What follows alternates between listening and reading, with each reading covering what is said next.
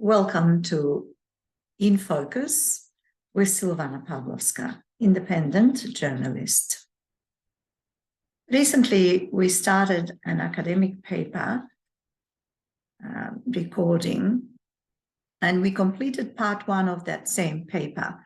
Today, we're going to continue with part 2, and the paper is titled The Macedonian Question, a Historical Overview, and it's written by Professor Ivanka Vasilevska, who has a PhD degree from and is an associate professor at the St. Cyril and Methodius University in Skopje, in particular in the Justinius Primus Law Faculty in the Republic of Macedonia. And last time when we started sharing this paper with you, we referred to Ante Popovski's statement, which read, "There it is, that simple land of seizures and expectations, that taught the stars to whisper in Macedonian, but nobody knows it." So that's a quotation from Ante Popovski.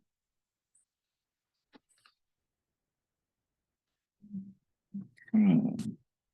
Well, today we shall continue part 2, and whilst I'm trying to ascertain where we actually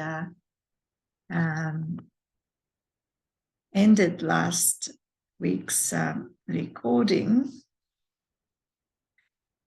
perhaps we shall go through some of it to remind ourselves of what this academic paper by Ivanka Vasilevska reads.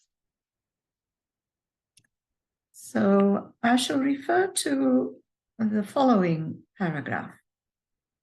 The term Macedonia in the 19th century was used solely as a geographical region. The people who lived in this region were equated with the Greeks, Serbs, Bulgarians, and Albanians. During the conference in Constantinople in 1876 and on the Berlin Congress in 1878, the representatives of the great powers considered that the region had very mixed ethnic composition, in which the Bulgarians dominated. It was believed that the second main pretender,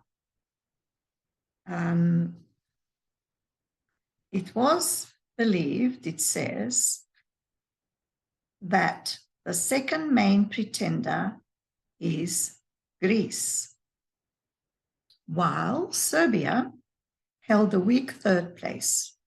Since the beginning of the state's establishment of Bulgaria, Greece, and Serbia, the Macedonian question in the national agendas on the Balkan Peninsula represented an actual apple of discord. Firstly, they were calling upon the Orthodox element, which dominated among the population in Macedonia, and through it, they defined the population's identity. Initializing of the term Macedonian, salad, un salad de Macedonie, demonstrates how the history and the identity were intertwined with the activities of the Orthodox Church, which, through the influences of their own centers, incited the interests of the local population, entangling them all together with the issues of the ethnic background and the national identity. The second very important feature which conditioned the Macedonian question at the beginning of its opening can be found in the determination of the structure of the population in the region Macedonia within the Ottoman Empire, as well as by the activities which occupied this population at the time. In the 19th century and at the beginning of the 20th century, the structure of the population of Macedonia was in the biggest amount rural. 80% of the population was tied to the agrarian relations, and therefore the main concern of this population was regarding the bare existence. Connected to the structure of the population, the next important factor was the question of the church. Until 1870, the main pretender also on the national plan for the Macedonian population was Greece, led by the Patriarchate of Constantinople. With the forming of the Bulgarian Exarchate in 1870, was also carried out the division of the same population on the confessional plan. With the emergence of the Serbian and a bit later of the Romanian propaganda, the propaganda battles of the Balkan monarchies for supremacy over the territory of the Ottoman possession in this territory generally had crashed over the varieties of the ethnic, religious, political, and ideological rainbows of the population in Macedonia. Starting from the period of Eastern Crisis, 1875 to 1878, until the formation of the Macedonian Liberation Movement in 1893, the Macedonian question had received a greater actualization. The Eastern question certainly pointed out to the Macedonian question as well, which especially after the outbreak of the Bosnian-Herzegovinian uprising from 1875 got its unique kind of expression. Mainly, this can be observed through the Razlovci insurrection in 1876, whose main platform consisted in the struggle against the Turkish authority, the Herzegovinian uprising, and the liberation of Macedonia. Further on, the same can be said or can be seen also through the main goals of the Macedonian Kresna uprising from 1878. Their goals were to eradicate the feudal Ottoman system, demanding equality for all citizens before the laws of the liberated Macedonian country. Regardless of the nationality and religion, the collaboration and mutual activities with the neighboring Balkan countries, as well as to collaborate with the Albanian revolutionary movement. Despite these unsuccessful attempts, their influence had reflected not only on the perception of the local Ottoman authorities, but also on the diplomatic correspondence of the great European powers, which noted it and started to follow the centrifugally smothered local uprisings in Macedonia. As a result of the strong pressure of the great powers over the Ottoman Empire, in the spring of 1880, the empire started to prepare a constitution project to reform the vilayets in the European part of the Ottoman Empire. This reformation undertaking resulted from the Article 23 of the Berlin Treaty and was supposed to reflect the liberal tendencies for inclusion of the non-Muslim population within the local administration. Considering the favorable conditions and the attention of the great powers towards the reformation processes in the empire, at the same time, two institutions addressed them in the name of the Macedonian movement, demanding political and national autonomy of Macedonia. Those were the Macedonian League and the National Assembly of Macedonia, called Edinstvo, or in English, Unity. The genesis of the Macedonian National Revolutionary Movement represents the era which officially started on the 23rd of October, 1893. This historic act distinguishes and compiles two running points of the Macedonian revolutionary history, which had an essential influence over the development of the Macedonian question, and at the same time over the entire Balkan diplomatic behavior between the two world wars. The several decades of the Macedonian National revolutionary movement struggle had the idea to establish an autonomous, independent, and sovereign country, Macedonia, as its final goal.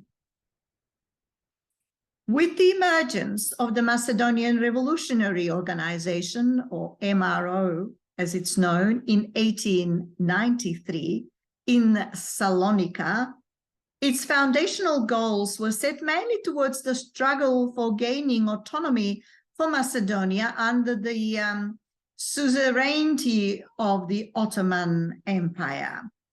Under the motto Macedonia to the Macedonians, the internal revolutionary organization within the period of 1 decade succeeded to gain an exceptional significance for the entire Macedonian population.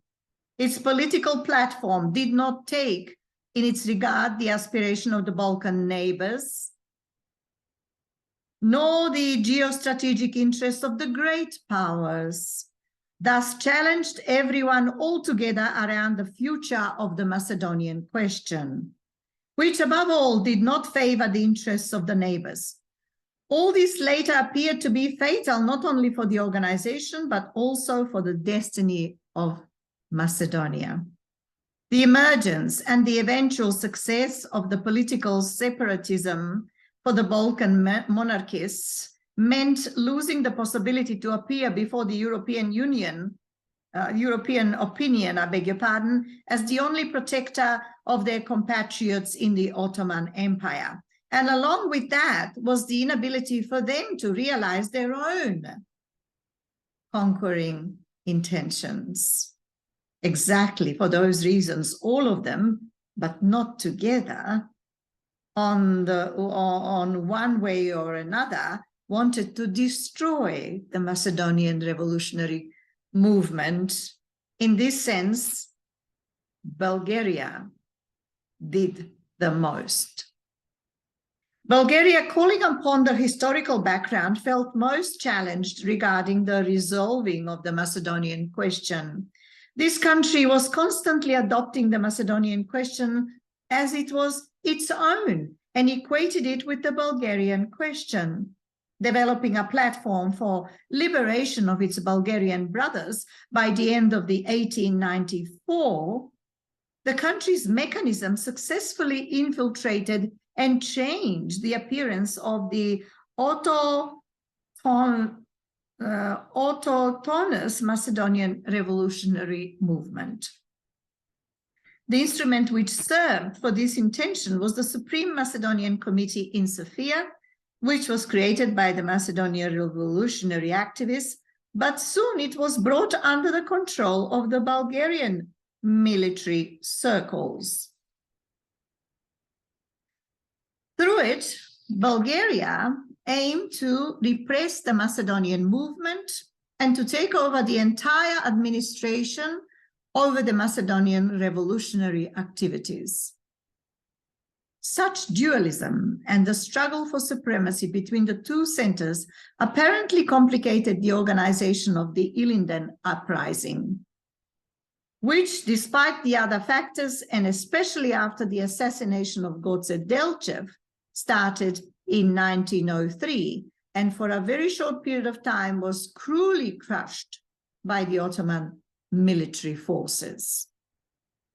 It is important to highlight that the establishment of the Macedonian revolutionary movement from the beginning of the preparations for its formation during the year 1892 until the activities and goals set by the revolutionary organization for the history of the Macedonian people represents the moving force and the genesis in which were accumulated the wishes of the Macedonians for realization of the political participation in the Balkan processes.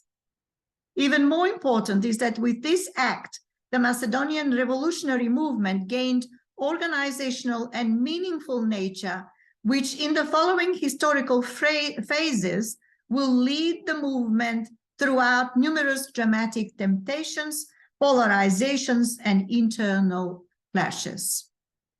These occasions in the following periods of the development of the Macedonian revolutionary movement unavoidably will lead to differentiating regarding the basic program goals and with the foundational principles in the organization, and will reflect into its setup as well as into its structure. In fact, due to all these processes have been created, according to the many essential characteristics, the two diametrically opposed physiognomies of the internal Macedonian revolutionary organization. These two parallels are representing the movement from the formation of the Macedonian revolutionary organization throughout the period of the Ilinden uprising, as well as the 2 years after this uprising, throughout the period, throughout the wars in 1912-1913, EMORO/IMORO,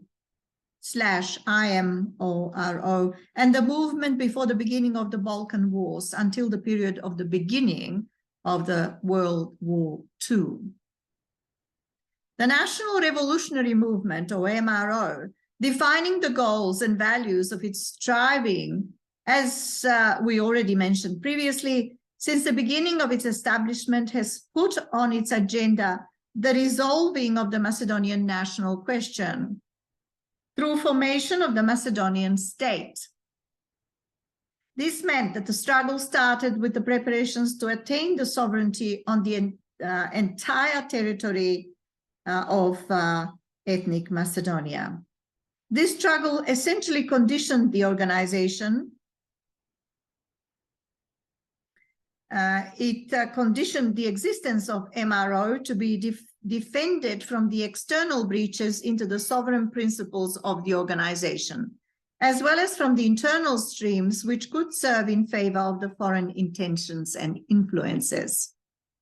Or, in other words, the demand for political autonomy within the Ottoman Empire was meant to be a transitional phase on the road to the establishment of the Macedonian state.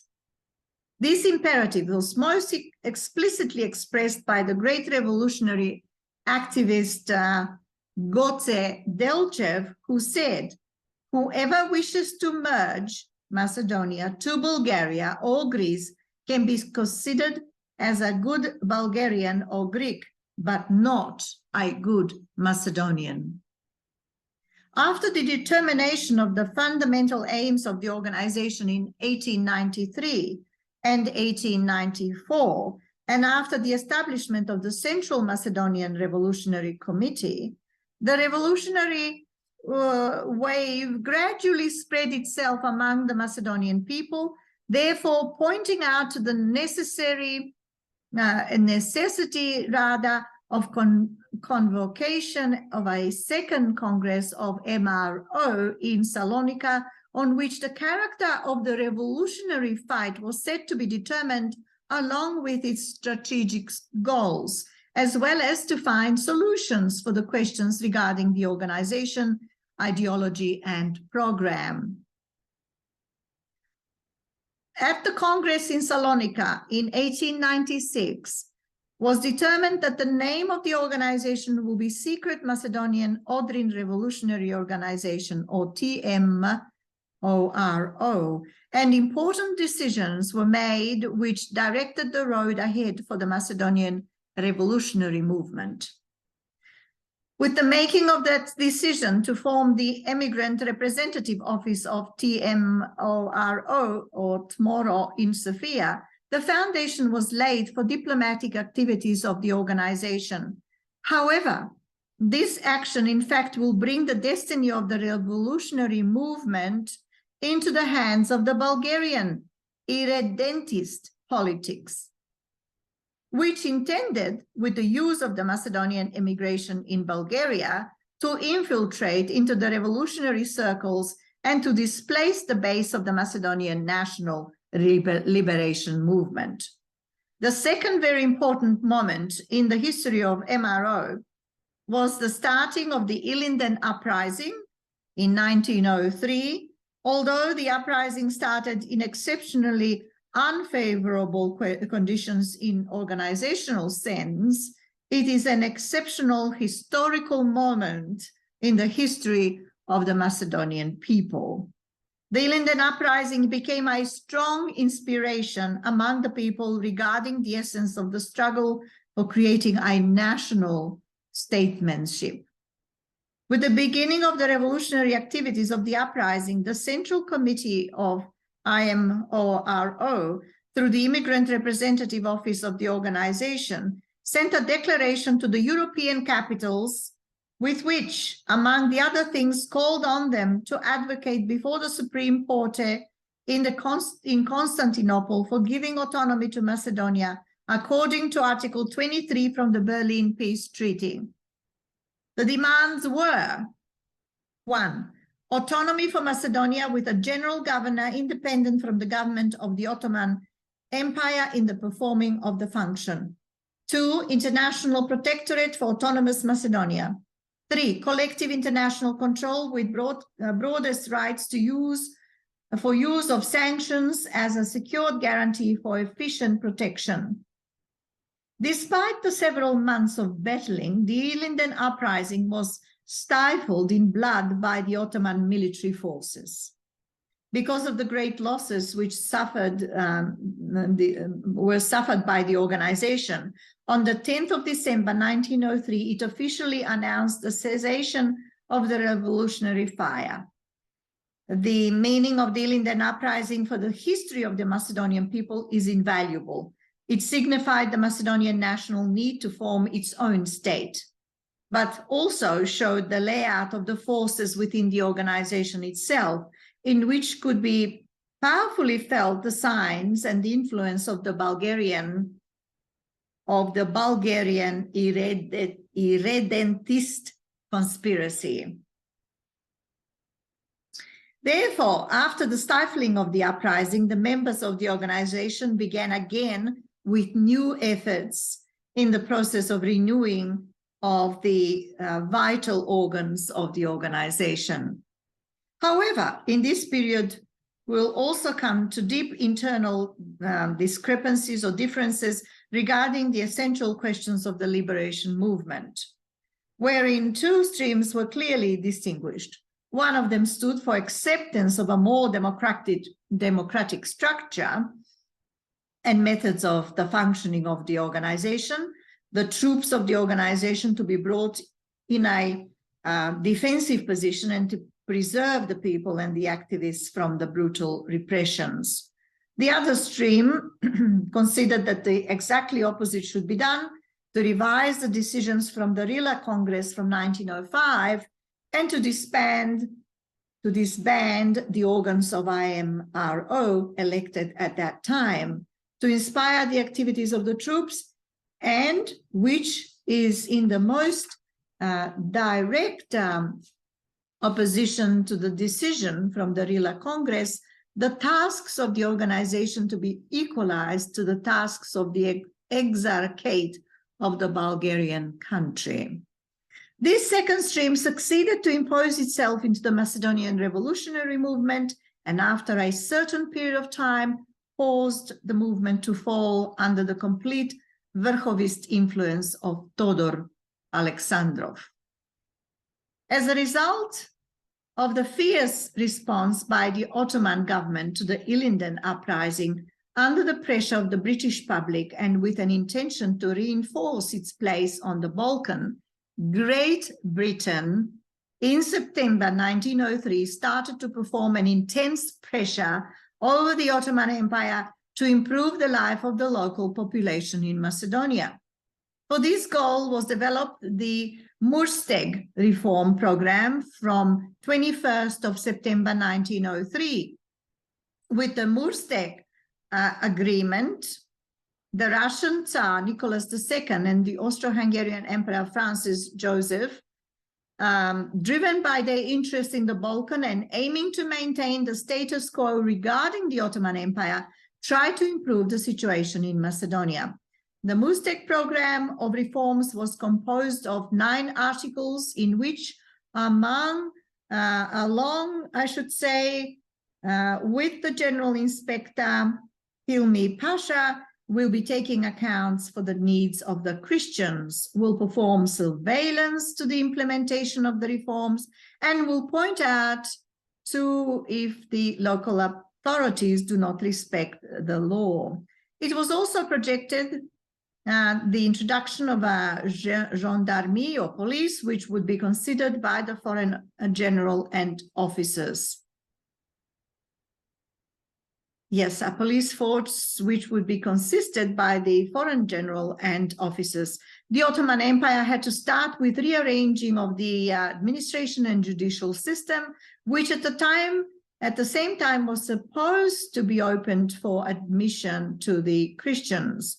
After the situation in Macedonia calms down, the empire was obliged to change the borders of the administrative units in order to regroup them on ethnic basis. Also, the Ottoman Empire had to compensate the damages caused in the process of stifling of the uprising to the Christian refugees, to build new houses and to release the villagers whose villages were burned from paying the one-year tax. In the package of reforms was also set the obligation for forming of one mixed commission created on a parity principle to be consisted of Christians and Muslims, whose task was to research all the crimes caused during the uprising and in the later disarrays. These draft reforms were also supported by the British government, which proposed them to the Turkish Sultan, who on the 24th of November 1903 generally accepted the plan, holding on to his right to negotiate regarding the November 1903 regarding the conduction of the program in details. It was envisaged, 1, keeping Hussein Hilmi Pasha as a main inspector of the 3 vilayets. For maintaining of the public peace, he had the right, without a permission by the central government, to engage the army. 2, the vilayets governors were obliged to respect the instructions of the general inspector. And 3, was also planned a reorganization of the police and the gendarmerie with foreign instructors. In the gendarmerie was planned to be included the Christians as well. The Christians were considered to be part of that plan. In the Christian villages, as Padas was supposed to be appointed Christians, 5 was given a general amnesty for all the political prisoners. 6, for the establishing of a normal function of the local administration and the institutions of the system. It was envisaged to be formed and that there be formed a separate budget for every vilayet respectfully under the control of the Ottoman Bank. And 7 was planned the exchange of the teeth with the land tax. The implementation of the reform started at the beginning of 1904 when in Salonika arrived Nikolai Demerik and Heinrich Rita Miller von Rogai in a function of civil agents of the general inspector. The contradictions and the different interests of the great powers started to show during the division of the gendarmerie sectors. The implementation of some of the regulations of the reforms was delayed for a long time. Thus, the question for the financial reforms was not intensified until the end of 1905, after the military navy demonstration of the European powers in the Ottoman territorial waters, and its final unraveling happened in 1907. Similar was the destiny of the question for the reforms in the judicial sphere. In this sense, especially significant for the following military clashes on this territory was the Article 3 from the reform program, in which was projected a new administration division on ethnic ground, that is millet, with which, on the basis of the religious statistical affiliation, for a short time, the neighboring Balkan countries would be inspired and motivated for the drawing of the ethnographic maps, over which by the end of the first decade of the 20th century will start to be discussed in their own spheres of influence. For these reasons, a Murstek program, in fact, did not give any results. So it didn't produce any results, mainly because of the wrong approach of the great powers in the process of resolving the Macedonian question, and therefore the appetites of the Balkan countries increased even more in their aspirations for rearrangement of the last Ottoman province on the Balkan Peninsula. This also caused these countries to develop a stronger Chetnik activity in order to rearrange their own spheres of interests. The last serious attempt for the resolving of the Macedonian question happened in June 1908, when Great Britain made a radical turnover in its external policy with its efforts for giving autonomy to Macedonia.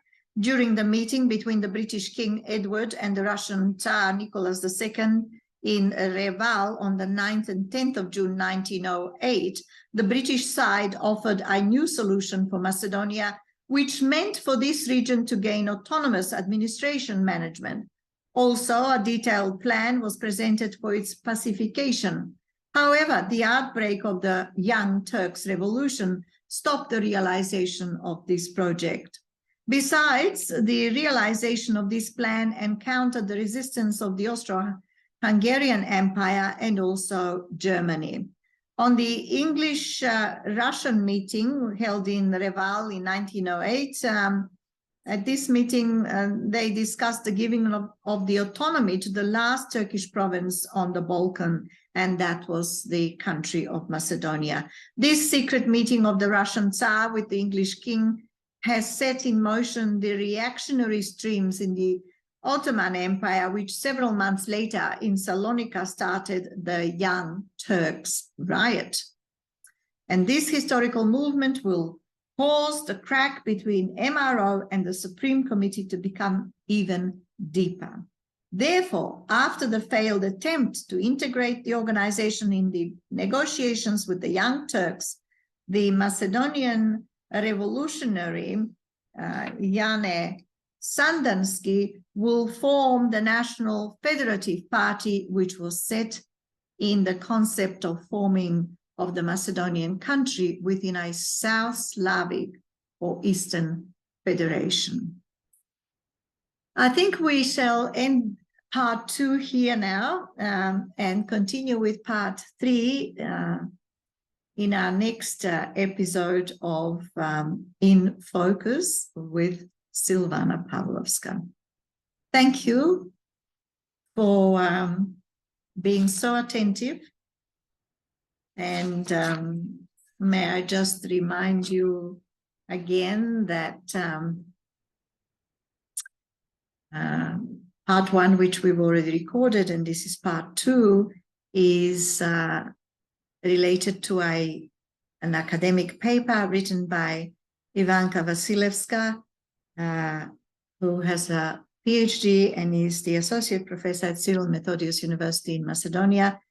And the paper is titled The Macedonian Question, a Historical Overview. I shall see you soon. Thanks again.